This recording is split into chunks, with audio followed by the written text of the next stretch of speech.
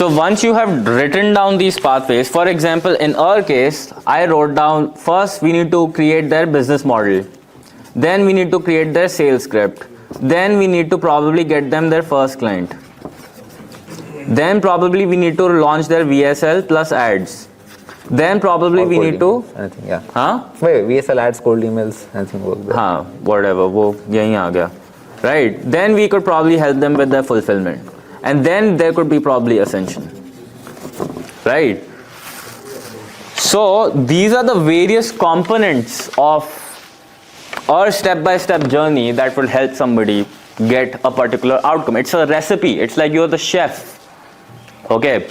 So you have packaged this recipe in this step-by-step format. Now, a lot of people were asking me, how do we scale it? Okay, once you have a step-by-step pathway, and this is clear, firstly, the first thing is, you need to make sure this recipe is proven, replicable, and works for sure. ये recipe बनाने में बहुत time लग जाता है. Like it takes a lot of time for people to come up with this recipe. Okay. Once you have this, then you can think about whether I want to create a SaaS, or actually wait, before we get into that, now you have this, the question number 2 that comes is how do we scale this? Now there are 2 ways to scale.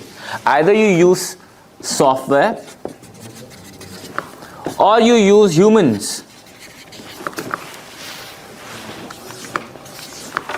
There are just 2 ways to scale. Software, humans. One costs a lot of money, one doesn't. This is the reason why the valuation of SaaS companies is so much higher than human dependent organizations. So now the question is, how do we scale with software? How do we scale with humans?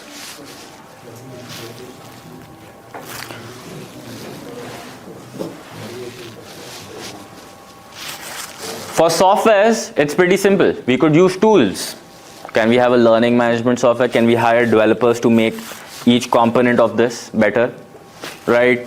With humans, it is like, who could do part 1 of my program or this thing really well? Who could do part 2 of this thing? Who's the best in the world who could do this really well?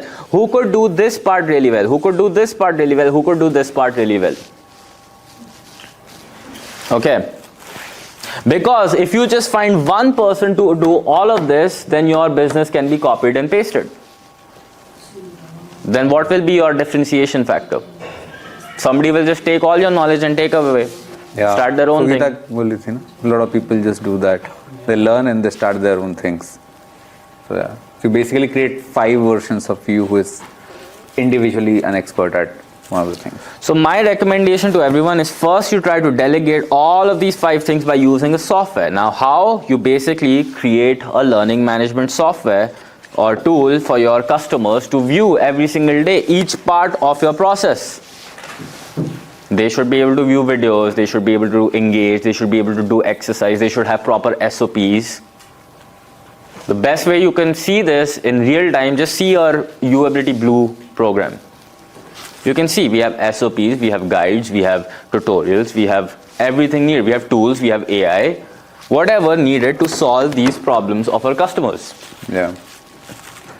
And it took us 5 years to do that. So you scale with software first, and you scale by building, like you can use AI, you could use learning management software, you could use Google Documents, you could use Loom videos, whatever. Software, use that to add this here and scale this. After one point, this will start breaking. Then people will say, oh, I need more. Let's suppose help regarding this or this. Then you start adding humans, because now you will have margins to scale and buy these people. The problem happens when you do it the other way around, which is what causes a little bit of mess. And you must have some online component, otherwise it becomes difficult. People want accessibility, like, on their phone they could just view whatever information needed, even if it's a service, right?